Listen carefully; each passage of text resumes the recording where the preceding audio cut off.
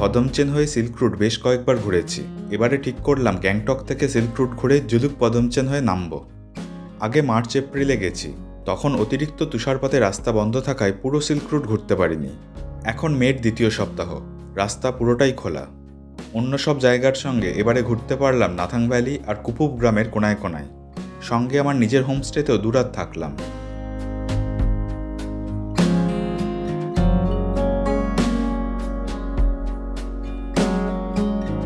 দুপুরের মধ্যে গ্যাংটকের হোটেলে পৌঁছে গেলাম। অভিনন্দনরা এই হোটেলটা নতুন নিয়েছে, প্রতিটি ঘরই খুব বিলাসবহুল। আমাদের এই ভিডিও চলছে। কানে ফোন, পুরো ভিডিওর মধ্যে আমার সারাক্ষণ কানের ফোনই ছিল, আর কিচ্ছু ছিল না। না এত ফোন ধরো না। রুম তো তোমার দারুণ। হ্যাঁ, সেটা সুন্দর। সব থেকে কাজের জিনিস হচ্ছে আমার স্টাডি টেবিলটা দারুণ করেছো। তারপর ওখানে বসে অনেকে খাওয়া দাওয়াও করে, যারা একটু হয়তো। ইনি অভিনন্দন ঘোষ, আমাদের সিল্ক রুট ভ্রমণের ব্যবস্থা ইনিই করেছেন। যেতে পারলো না, বয়স্ক লোক, আমরা যেমন রুম সার্ভিস দিয়ে দিই। রুমে খাবার দাও? হ্যাঁ, রুমে খাবার দাও, টেবিল আছে ওখানে, একদম দিয়ে দিলাম, ওখানে বসে খেয়ে। বেশ রোম্যান্টিক ধরনের একটা আলোকসজ্জা। আমি একদম ওপরের তলায় ছিলাম। হোটেল পর্যন্ত গাড়ি আসে, গাড়ি পার্কিংয়ের ব্যবস্থাও আছে। স্নান করে দুপুরের খাবার খেতে নিচের ডাইনিং রুমে গেলাম।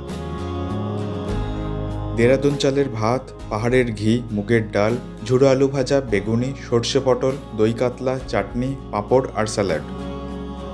খাবারের স্বাদ বিয়েবাড়ির রান্নার মতো।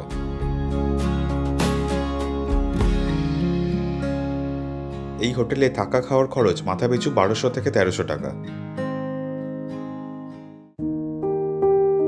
বিকেলে এলাম বনঝাঁকড়ি জলপ্রপাত আর এনার্জি পার্কে। গ্যাংটকের সাইট সিইং পয়েন্টগুলো তেমন কিছু আকর্ষণীয় নয়। তাও যদি কেউ সাইট সিইংয়ের বিষয়ে জানতে চান, তাহলে এই ভিডিওর ডেসক্রিপশনে গ্যাংটকের আরেকটা ভিডিওর লিঙ্ক দিয়ে রাখলাম। বনঝাঁকড়ি জলপ্রপাত তাও একটু ভালো, তবে সাউন্ড বক্সের প্রচণ্ড আওয়াজ সেই মাধুর্যও নষ্ট করে দিয়েছে। জায়গাটার মধ্যে কৃত্রিমতা বেশি, সাজানো গোছানো। স্ট্রিমের পাশে একাধিক রেস্টুরেন্ট, ক্যাফে আছে।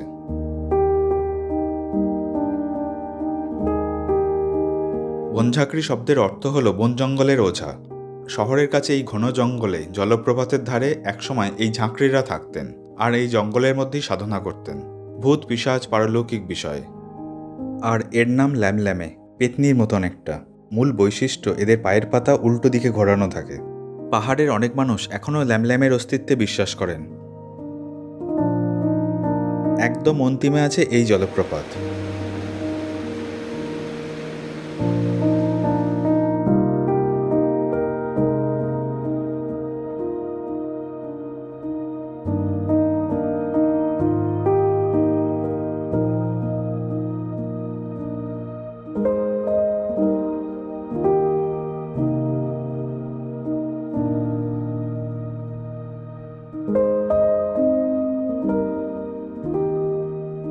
সন্ধ্যায় এলাম কুইন্স স্পটে।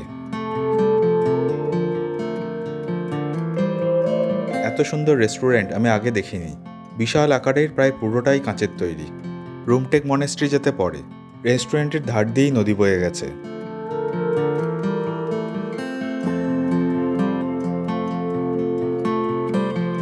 খাবারের মান মোটামুটি খারাপ না।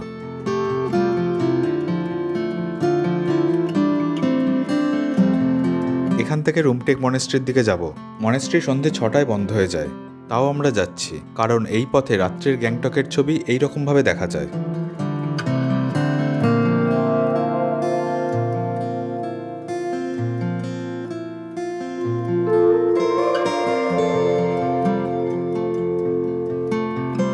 হোটেলে ফিরে গাড়ি রেখে আমরা এমজি মার্গে ট্যাক্সি ধরলাম।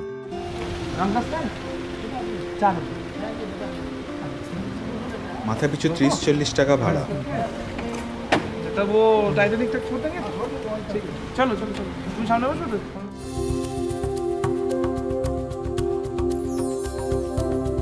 এমজি মার্কের একাধিক রেস্টুরেন্ট, দোকান আর আইসক্রিম পার্লারে আগে গেছি। এবারে অভিনন্দন নিয়ে এলো হট লিক্সে।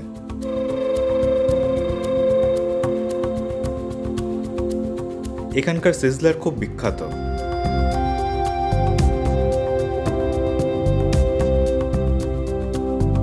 সসেজ, বেকন, পর্ক বেলি, মিটলোফ, মাছ, চিংড়ি, একাধিক সবজি, পোচ ও আরও অনেক কিছু দিয়ে মিক্সড সিজলার।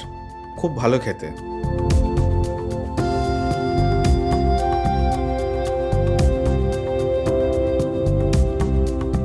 হটলিক্সে এত কিছু খাওয়ার পরেও হোটেলে ডিনার করতে বসলাম। প্যাকেজে আছে, ছাড়বো কেন? আর রান্নার পরিচয় তো আগেই পেয়েছি। বাসন্তী পোলাও, বাটার চিকেন আর স্যালাড।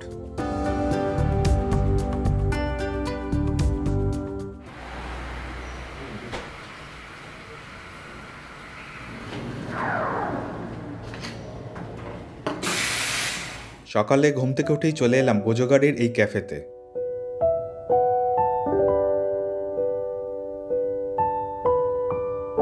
গুম্পাদারায় জামিয়াং রিট্রিটের মালিক সনামজির সাথে পরিচয় হয়েছিল। ওনারই ফিয়ন্সের ক্যাফে। উত্তর সিকিম আর সিল্ক রুটে যাওয়ার পথেই এই ক্যাফে পড়ে। ক্যাফের ডেকোরেশন খুব ভালো, কফির স্বাদও খুব ভালো লাগলো।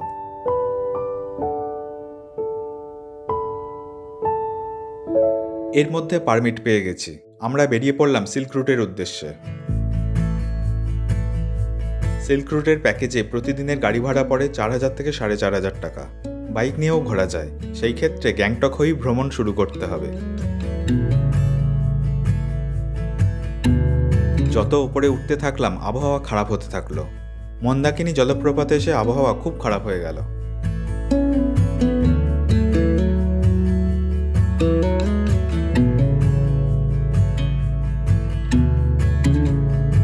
কিছুক্ষণ পর ঝাঙ্গু লেকে পৌঁছালাম।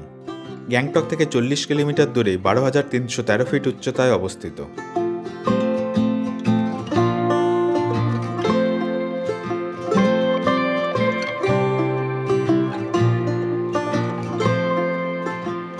একধারে লেকের উদ্বৃত্ত জল থেকে একটা নদী তৈরি হয়েছে। এই উচ্চতায় প্রচুর ইয়াক চড়ে বেড়ায়। কিছু ইয়াকের পিঠে চেপে লেকের ধারে ধারে ঘোরার ব্যবস্থা আছে।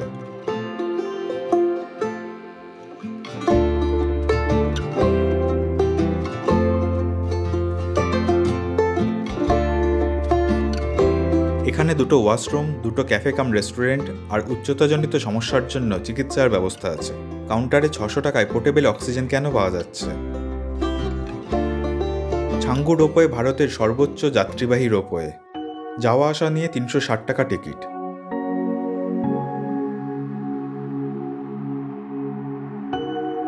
যাত্রাপথ খুব বেশি নয়, কিন্তু ওপরে যে জায়গায় পৌঁছালাম সেটা অসাধারণ। মেঘের ওপরে ভেসে থাকা একটা জায়গা।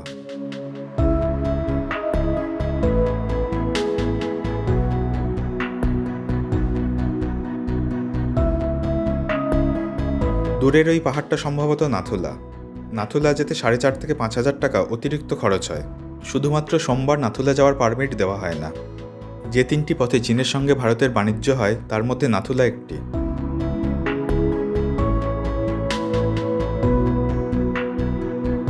যতক্ষণ খুশি থাকা যায়, কিন্তু আবার বৃষ্টি হওয়াতে আমরা রোপওয়েতে উঠে পড়লাম।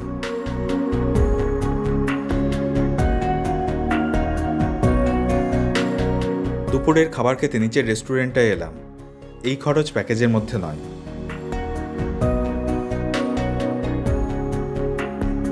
আর কিছু নেবে না, আমি ম্যাগি নিচ্ছি। ও চিপস कितना का क्या है ऊपर वाला 20 है सर।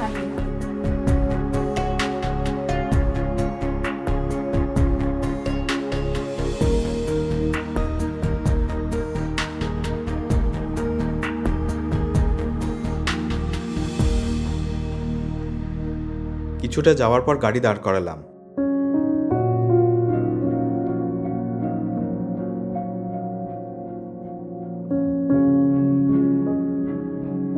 এখানকার আরেকটা সুন্দর লেক হলো হাঙ্গু লেক। বোটিংয়ের ব্যবস্থাও আছে, তবে আমার মতে এত উঁচুতে বোটিং না করাই ভালো।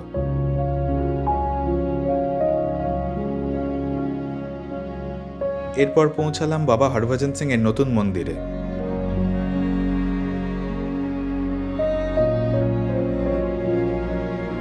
কাছেই একটা শিব মূর্তি আছে। বরফ গলে গলে চারিদিক থেকে অনেক নদী জলধারা নেমে এসেছে।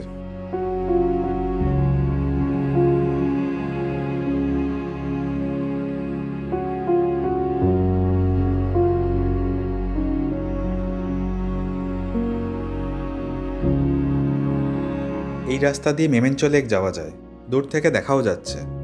মেমেঞ্চো লেক যাওয়ার জন্য আলাদা পারমিটের দরকার হয়, সহজে যাওয়াও যায় না।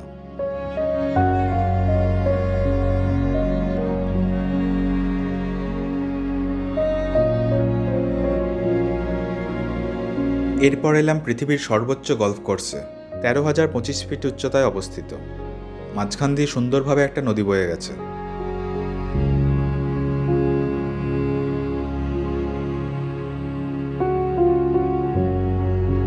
এরপর আলো কমে এলে আমরা ফেরার পথ ধরি। গ্যাংটক থেকে জুলুক 93 কিলোমিটার আর ফদমচেন 103 কিলোমিটার, তাই সকাল 9টায় গ্যাংটক থেকে বেরোলে বিকেলের মধ্যে সহজেই হোমস্টে পৌঁছানো যায়। আমি যেহেতু অনেকটা সময় নিয়ে এক একটা জায়গা ঘুরি, তাই একদিনে সব ঘোরা যাবে না জানতাম। আজ রাত্রে ফদমচেনে থাকবো, কাল ফিরে এসে বাকি জায়গাগুলো ঘুরে নেব। ফদমচেন থেকে কুপুপের দূরত্ব মাত্র 42 কিলোমিটার। তবে এত সুন্দর সূর্যাস্ত দেখে এখানে আবার দাঁড়ালাম।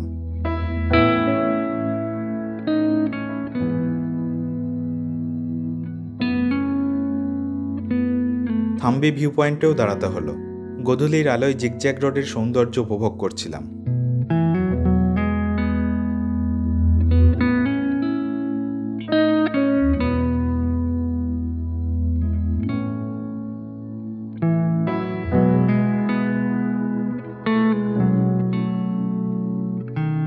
এগুলো পাহাড়ি কুকুর, এখন শিকারে বেরিয়েছে, তবে মানুষকে কখনো আক্রমণ করে না।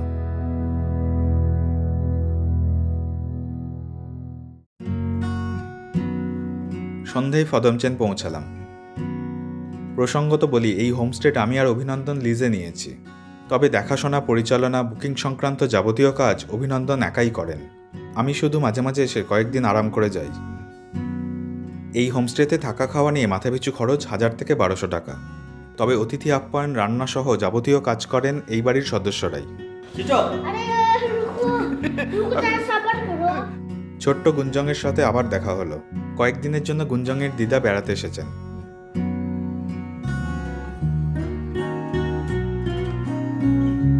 হোমস্টেতে নতুন খাওয়ার ঘর, রান্নাঘর তৈরি হয়েছে।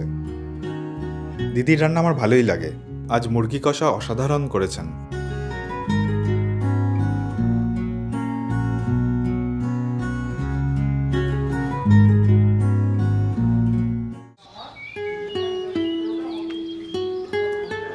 সিল্ক রুটের সূর্যোদয় অবশ্যই দেখবার মতো একটা জিনিস, কিন্তু মাঝরাতে আর বেরোতে ইচ্ছা করলো না।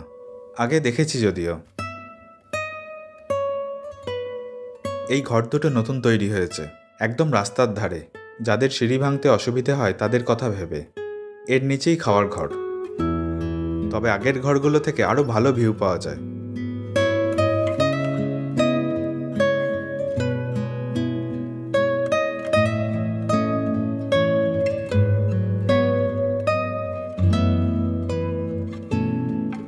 এরপর আমরা বেরোলাম। ফদমচেন থেকে জুলুক মাত্র 10 কিলোমিটার। জুলুকে অনেক হোটেল হোমস্টে আছে, কিন্তু ওখানে থাকা একটু কষ্টকর। উচ্চতা বেশি, ঠান্ডাও বেশি, অনেকের উচ্চতাজনিত সমস্যা হয়। যখন থেকে সিল্ক রুটে তিব্বতের সাথে বাণিজ্য হতো, তখন থেকেই ফদমচেনে হোমস্টে আছে। উচ্চতার সাথে শরীরকে খাপ খাওয়ানোর জন্য অনেকেই ফদমচেনে থাকতেন। জুলুকের পরে আছে গানিক ভিউ পয়েন্ট। মার্চ মাসে সূর্যোদয়ের সময় এখানে এসেছিলাম।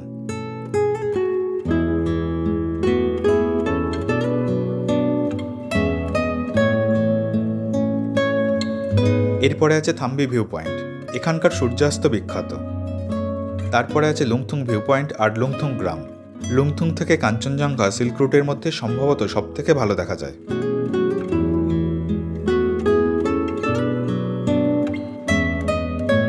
জিগজ্যাগ রোডের সৌন্দর্য দেখার জন্য মাঝে মাঝেই দাঁড়াচ্ছিলাম।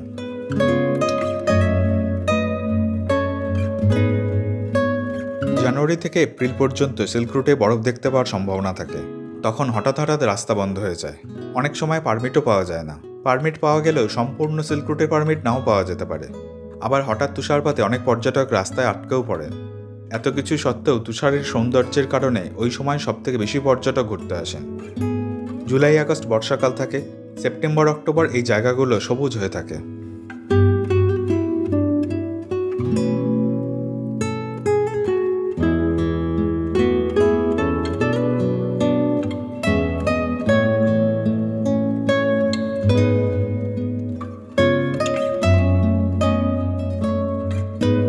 হোমস্টের দিদি প্রথমবার কাঁচা আম খাচ্ছেন। অভিনন্দন সিসামারা থেকে এনেছেন। পাহাড়ে গা গোলালে খুব কাজ দেয়। नहीं ऊपर वो नहीं खाता है, वो तो फेंक देता है। हाँ वो फेंक देते हैं, वो तो छिलका है। छिलका है, छिलका का अंदर खाना पड़ेगा अंदर। और एक बार ये देखिए,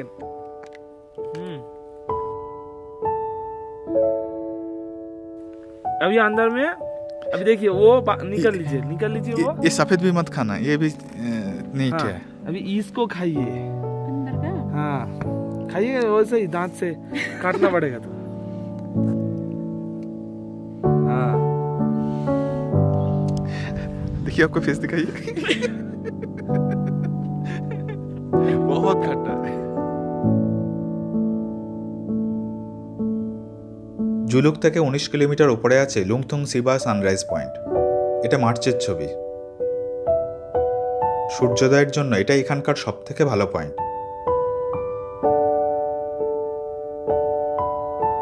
ওইদিকে ভুটান সীমান্ত ঢুকলাম। এরপর এলাম লক্ষণচকে। আর্মি ক্যান্টিনে অনেক কিছু বিক্রি হয়। আমি এই হ্যাটটা কিনলাম, 300 টাকা মাত্র দাম।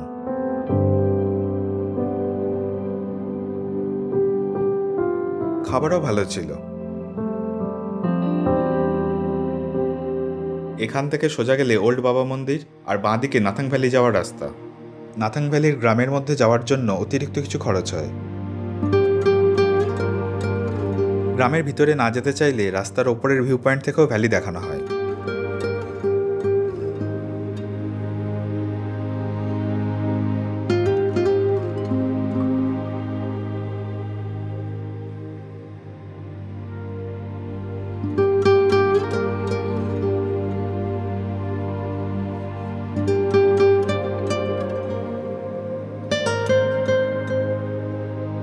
গ্রামের ভিতরে সময় নিয়ে যাওয়া উচিত। অনেক হোমস্টেও আছে দেখলাম। 13,500 ফিট উচ্চতা। এখানে থাকা খুবই কষ্টকর, বিশেষ করে শীতকালে।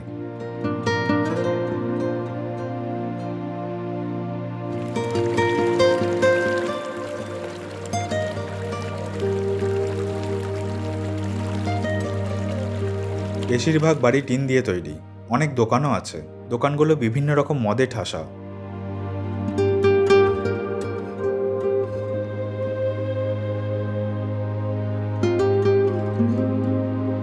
গাড়ি এক জায়গায় রেখে হেঁটে ঘুরে বেড়াচ্ছিলাম।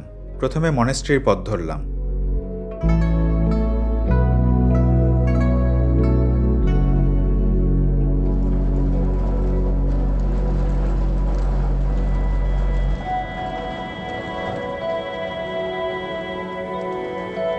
ছোট্ট একটা মনেস্ট্রি। এগুলো মন্ত্র খোদাই করা পাথর। গ্রামের মধ্যে দিয়েও কয়েকটা স্ট্রিম বয়ে গেছে। এখানকার প্রাকৃতিক রূপ লাদাখের কথা মনে করিয়ে দেয়। দূরে দেখলাম একটা কুকুর কিছু শিকার করেছে।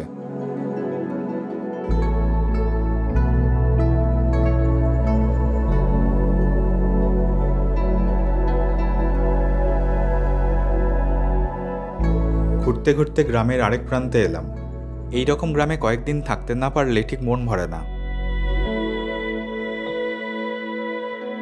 তিব্বতীয় সেনাদের সঙ্গে ব্রিটিশদের যুদ্ধ হয়েছিল। এটা সেই ব্রিটিশ ওয়ার মেমোরিয়াল। উপর থেকে প্রায় সম্পূর্ণ নাথাং ভ্যালি দেখা যায়। এরপর শিলাবৃষ্টি শুরু হলো। শিলাবৃষ্টি এইদিকে প্রায়ই হয়। এর মধ্যেই বাবা হরভজন সিং এর পুরনো মন্দিরে এলাম।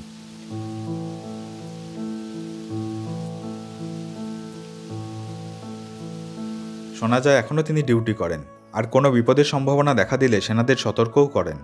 অনেক সেনা এবং স্থানীয় মানুষরা এনাকে ভগবানের চোখে দেখেন। ওপরে ওনার বাংকারে উঠলাম।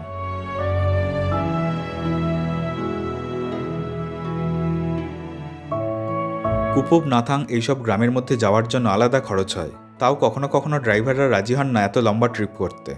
আমার সাথে অভিনন্দন থাকায় এইসব কোনো সমস্যা হয়নি। আগে থেকেই আমাদের এইরকম পরিকল্পনা করা ছিল। অভিনন্দন সময় পেলে মাঝে মাঝে নিজেও পর্যটকদের নিয়ে ঘুরতে যায়।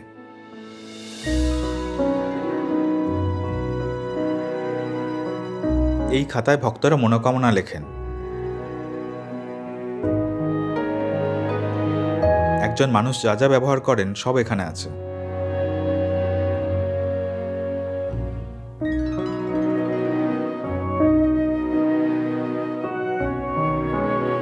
এরপর পৌঁছালাম কুপুব লেকে।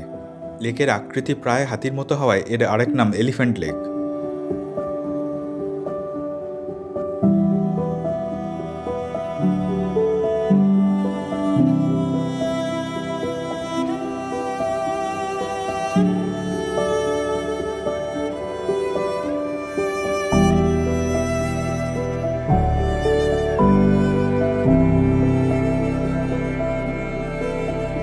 এখান থেকে সামনেই আছে কুপুব গ্রাম। গ্রামের আগে বাংলায় এই বোর্ড দেখে একটু কৌতূহল হলো। এখানে একটা হোমস্টে আছে, তবে কারোর দেখা পেলাম না। গাড়ি এই পর্যন্তই যায়, এরপর হাঁটা শুরু করলাম।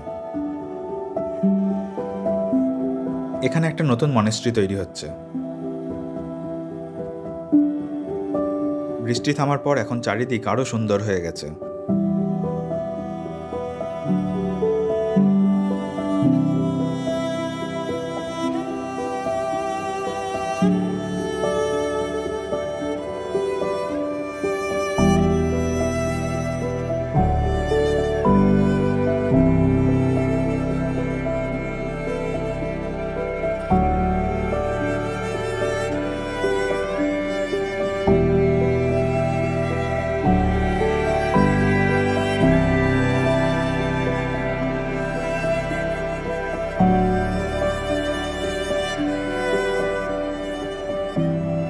10 মিনিটের মতো হাঁটার পর এই মন্দিরের সামনে এলাম।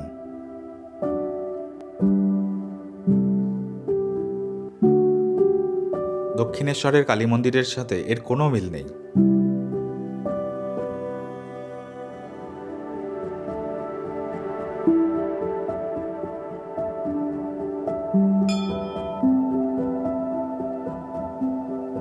সূর্য অনেকক্ষণ ডুবে গেছে, এবার ফিরে যাওয়াটাই ঠিক হবে। ধীর পায়ে এগিয়ে গেলাম।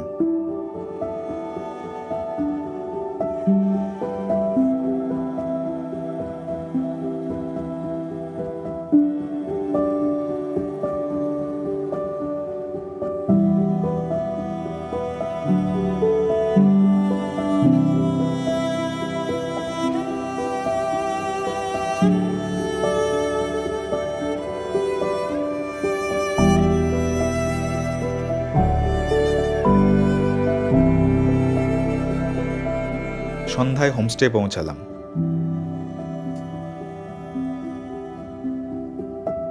আজ শুভজিৎ চিলি চিকেন রান্না করেছে। ক্যাপসিকাম পাওয়া যায়নি, তাও খেতে ভালোই হয়েছে।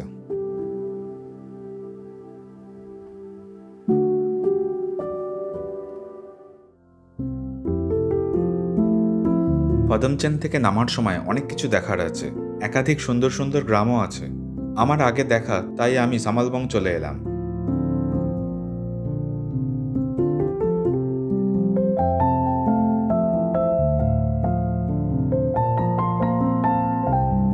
সামালবংয়ে জমজমাট খাওয়া দাওয়ার মধ্যে দিয়ে আমার এবারের সিল্ক রুট ভ্রমণ শেষ হলো।